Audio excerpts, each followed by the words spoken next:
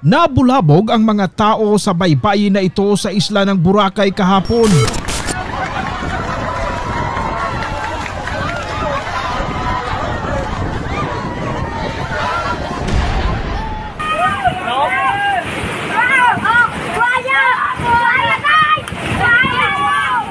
Ang buwaya kasi na ito palangoy-langoy raw sa baybayin.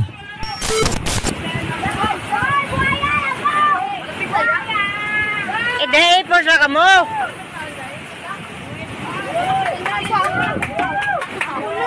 Lapit ka mo dyan. Kaya agad nagtulungan ang mga tao, Coast Guard at MDRRMO para mahuli ang buwaya. So kanina sir, mga bandang 24 ng hapon sir, tumawag sa amin dito sa opisina ng Philippine Coast Guard Substation Boracay si Mr. Nino Rebilla, Operation Center ng Interim Malay sir. Informed that may arak ng buhaya na nagalangoy sa may vicinity water ng Diniwid. So, ang dali-dali ang tropa sir namon, pa-proceed ko dito sa area para mapamatudan kung may arang ng buhaya sir, kung matuod din ang report nila sa amon. Nagbuligay sila sir.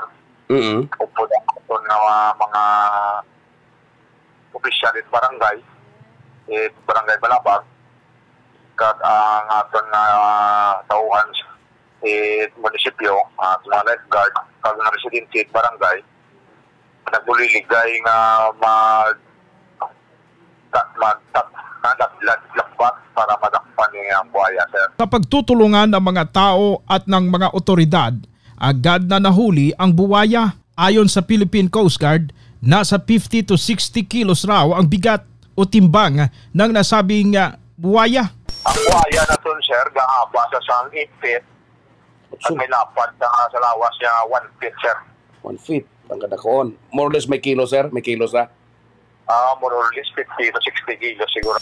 Matapos ang insidente, marami ang mga katanungan, bakit nga ba nagkaroon ng buwaya sa isla ng Boracay?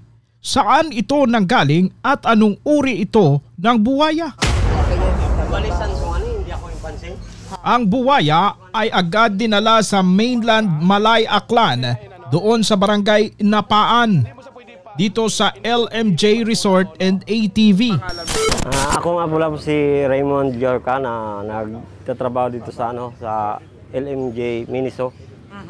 Ano sa tingin mo tong nakuha na buwaya sa isla ng Boracay? Sa tingin ko sir, ito kasi marami ng marami ng mga parang tinubutubuan siya ng mga ng talabahay. Para sa tingin ko parang alaga kasi pag sa dagat palipat-lipat naman sila ng ng pwesto, hindi naman sila tutubuan Kaya siguro ito ay nakawala o alaga nila na inanod sa dagat.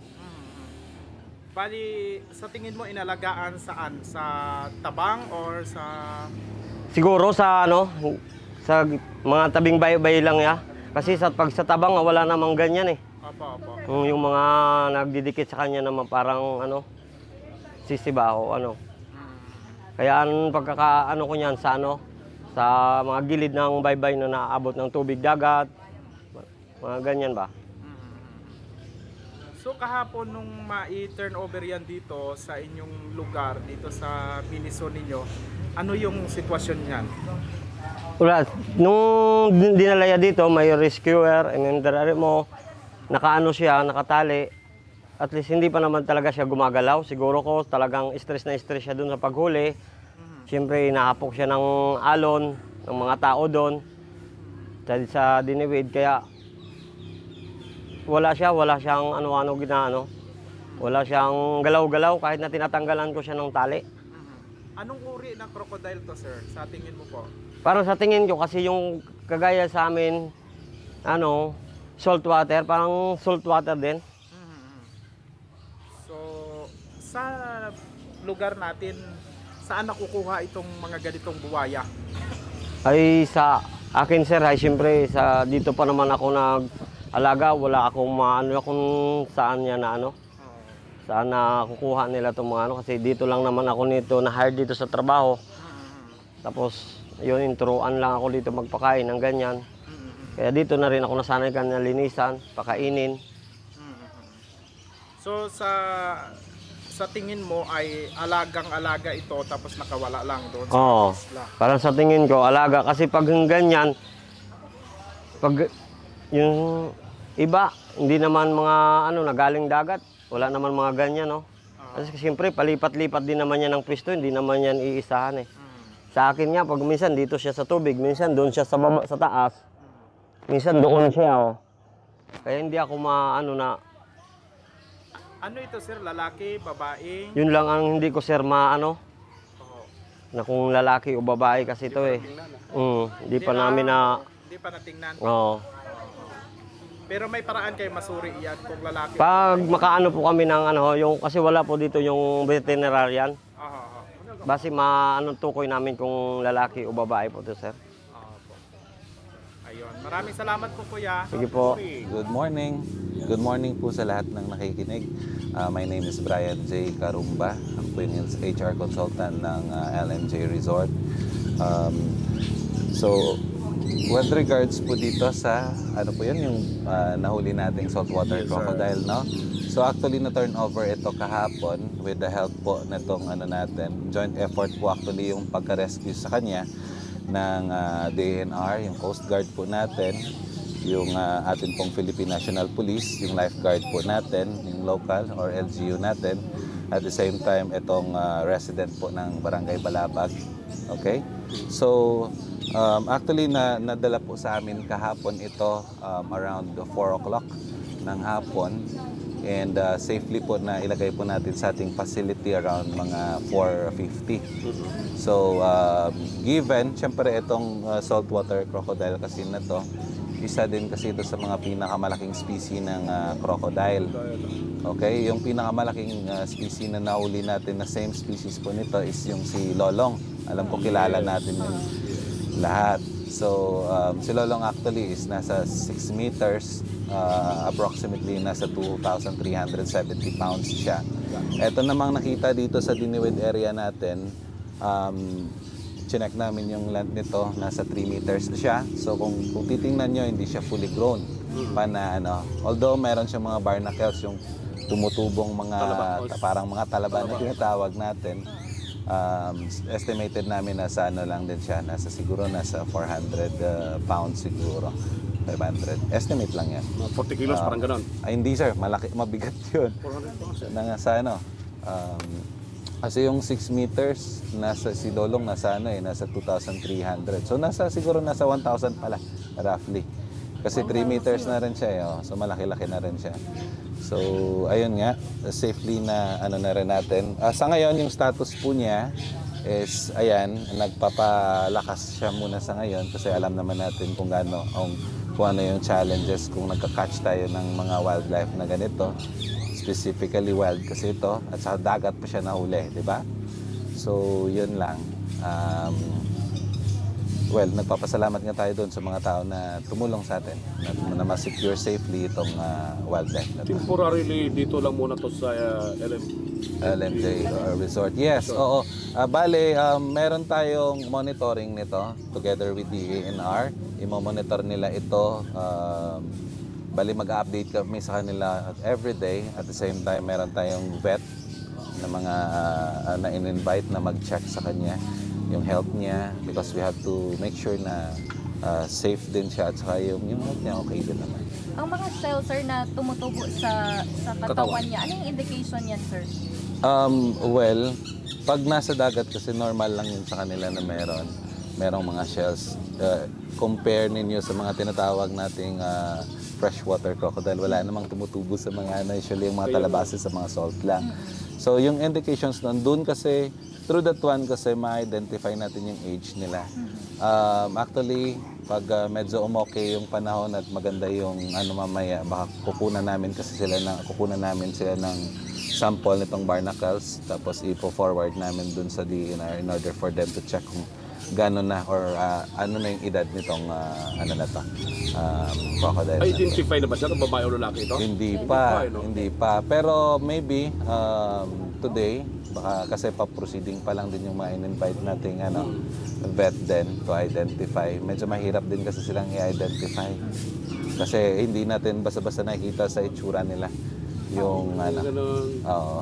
Yung behavior niya, sir, parang hindi siya gumagalaw. Posible na-stress siya kasi parang ang lakas ng alon kahapon na nagpalutang-lutang sa sir.